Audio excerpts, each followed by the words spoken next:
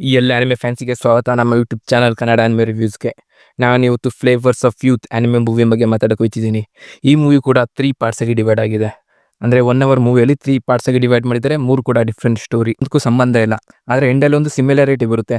ಅಂದರೆ ಒಂದು ಸಂಬಂಧ ಬರುತ್ತೆ, ಒಂದು ಕನೆಕ್ಷನ್ ಅಂತೀವಲ್ಲ, ಆ ಕನೆಕ್ಷನ್ನ ತೋರಿಸಿದ್ದಾರೆ ಇವ್ರು ಎಂಡಲ್ಲಿ. ಏನು ಕನೆಕ್ಷನ್ ಆ 3 ಸ್ಟೋರಿ ಮಧ್ಯದಲ್ಲಿ? ಮೊದಲೇ ಸ್ಟೋರಿ ಬಂದ್ಬಿಟ್ಟು, ನೀವು ಯೋಚನೆ ಮಾಡ್ತಿರ್ತೀರಾ, ಆದರೆ ನಾನು ಚಿಕ್ಕ ವಯಸ್ಸಲ್ಲಿ ಈ ಅಂಗಡಿಗೆ ಹೋಗ್ತಿದ್ದೆ, ಈ ಅಂಗಡಿ ಕ್ಲೋಸ್ ಆಗಿಬಿಟ್ಟಿದೆ. ಅಂದರೆ ಒಂದು ಹೋಟೆಲ್ ಇದೆ, ಹೋಟೆಲಲ್ಲಿ ಇದು ಚೆನ್ನಾಗಿ ಮಾಡ್ತಿದ್ರು. ಆ ಥರ ಒಂದು ನೆನಪಿರ್ಬೋದು ನಿಮಗೆ. ನೀವು ಅಥವಾ ನೀವೇ ಬೇರೆ ಊರಿಗೆ ಹೋಗಿರ್ಬೋದು, ಅಥವಾ ಆ ಅಂಗಡಿನೇ ಮುಚ್ಚೋಗಿರ್ಬೋದು, ಹೇಳೋಕ್ಕಾಗಲ್ಲ. ಫಸ್ಟ್ ಮೂವಿಲೂ ಅಷ್ಟೇ ಒಂದು ನೂಡಲ್ಸ್ ಬಗ್ಗೆ ತೋರಿಸ್ತಿದ್ದಾರೆ. ಅಂದರೆ ಒಂದು ನೂಡಲ್ ಶಾಪ್ ಯಾವ ಥರ ಇತ್ತು. ನಮ್ಮ ಮೇನ್ ಕ್ಯಾರೆಕ್ಟ್ರಲ್ಲಿ ಚಿಕ್ಕ ವಯಸ್ಸಲ್ಲಿ ತಿಂತಿದ್ದ ನೂಡಲ್ಸ್ನ ನೆನೆಸ್ಕೊತಿದ್ದಾನೆ. ಅಂದರೆ ಅವ್ನು ಫ್ಲೈಟಲ್ಲಿ ಬರ್ತಿದ್ದಾನೆ ಮತ್ತೆ ಆ ಊರಿಗೆ, ಅವಾಗ ನೆನೆಸ್ಕೊತಿದ್ದಾನೆ ಹೇಗಿತ್ತು ಅವನು ಚಿಕ್ಕ ವಯಸ್ಸಲ್ಲಿ. ಆ ಥರ ಒಂದು ಶಾಪ್ನ ನೆನೆಸ್ಕೊತಿದ್ದಾನೆ. ಅದೇ ನಮಗೂ ಇರೋ ಥರ ಒಂದು ಚಾಕ್ಲೇಟ್ ಬರ್ತಿತ್ತು, ಈಗ ಚಾಕ್ಲೇಟಿಗೆ ಬರ್ತಾ ಇಲ್ಲ, ನಿಂತೋಗಿದೆ. ಅಥವಾ ಒಂದು ಕಡೆ ಈ ಹೋಟೆಲಿ ಈ ತಿಂಡಿ ಚೆನ್ನಾಗಿರ್ತಿತ್ತು, ಈಗ ಅದು ಸಿಗ್ತಾ ಇಲ್ಲ. ಸ್ಟೋರಿನ ಈ ಫಸ್ಟ್ ಪಾರ್ಟಲ್ಲಿ ತೋರಿಸಿದ್ದಾರೆ. 2ನೇ ಪಾರ್ಟಲ್ಲಿ ಒಂದು ಮಾಡೆಲ್ ಬಗ್ಗೆ ತೋರಿಸಿದ್ದಾರೆ. ಮಾಡೆಲ್ ವಯಸ್ಸಾದ್ಮೇಲೆ ಹೆಂಗೆ ರಿಪ್ಲೇಸ್ ಆಗೋಯ್ತಾರೆ ಅಂತ. ಅಂದರೆ ಏಜ್ ಪ್ರಕಾರ ಅವರ ವ್ಯಾಲ್ಯೂ ಕಡಿಮೆ ಆಗುತ್ತೆ, ಕಡಿಮೆ ಆಗಲ್ಲ ವ್ಯಾಲ್ಯೂ, ಆದರೆ ಕಾಣಿಸೋದು ಕಡಿಮೆ ಆಗುತ್ತೆ. ಅಂದರೆ ಅವರು ಬಿಡ್ತಾರೆ ಫೀಲ್ಡ್ನ, ಏನಕ್ಕೆ ಬಿಡ್ತಿದ್ದಾರೆ ಮತ್ತು ಏನು ಅವ್ರ ಮನಸ್ಸಲ್ಲಿ ಮೂಡುತ್ತೆ, ಯಾವ ಥರ ಈ ಭಾವನೆಗಳು, ಅದನ್ನು ಈ ಮೂವಿಯಲ್ಲಿ ತೋರಿಸಿದ್ದಾರೆ 2ನೇ ಪಾರ್ಟಲ್ಲಿ. ಮತ್ತು ಲಾಸ್ಟ್ ಪಾರ್ಟ್ ಬಗ್ಗೆ ಮಾತಾಡ್ಬೇಕಾದ್ರೆ ನನಗೆ ಈ ಲಾಸ್ಟ್ ಪಾರ್ಟ್ ಮಾತ್ರ ತುಂಬ ಇಷ್ಟ ಆಯಿತು. ನಮ್ಮ ಮೇನ್ ಕ್ಯಾರೆಕ್ಟರ್ ಮತ್ತು ಅವ್ರ ಫ್ರೆಂಡ್ ಒಂದು ಬೇರೆ ಮನೆಗೆ ಶಿಫ್ಟ್ ಆಗಬೇಕು ಅಂತ ಅವನ ಹಳೆ ವಸ್ತುಗಳನ್ನೆಲ್ಲ ತೊಗೊಂಡೋಗ್ತಿದ್ದಾನೆ ಅವ್ರ ಮನೆಯಿಂದ. ಹಳೆ ವಸ್ತು ತೊಗೊಂಡೋಗ್ಬೇಕಾದ್ರೆ ಒಂದು ಕ್ಯಾಸೆಟ್ ಸಿಗುತ್ತೆ. ಯಾರೋ ಚಿಕ್ಕ ವಯಸ್ಸಲ್ಲಿ ಅವನಿಗೆ ಆ ಕ್ಯಾಸೆಟ್ ಕೊಟ್ಟಿದ್ರು.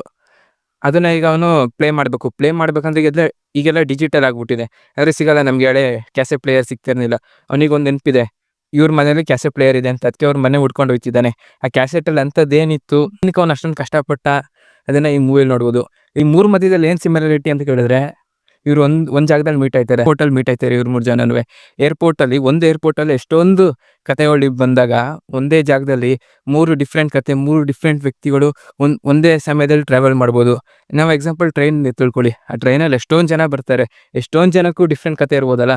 ಒಬ್ಬರು ಯಾರನ್ನ ಮೀಟ್ ಆಗೋಕೆ ಹೋಗ್ತಿರ್ತಾರೆ, ಒಬ್ರು ಕೆಲ್ಸಕ್ಕೆ ಹೋಗ್ತಿರ್ತಾರೆ, ಒಬ್ರು ಒಂದೇ ದಾರಿಯಲ್ಲಿ ಡಿಫ್ರೆಂಟ್ ಸ್ಟೋರೀಸ್ನ ನೋಡ್ಬೋದು ನಾವು. ಅದೇ ಥರ ಈ ಮೂವಿ ಕೂಡ ಅದೇ ಏರ್ಪೋರ್ಟಲ್ಲಿ 3 ಡಿಫ್ರೆಂಟ್ ಕಥೆಗಳನ್ನ ತೋರಿಸಿದ್ದಾರೆ ಇವರು. ಮೂವಿ ನನಗೆ ಹೇಗೆ ಅನಿಸ್ತು ಅಂದರೆ, ಫಸ್ಟ್ ಪಾರ್ಟ್ ಚೆನ್ನಾಗಿದೆ, ನೋಡ್ಬೋದು.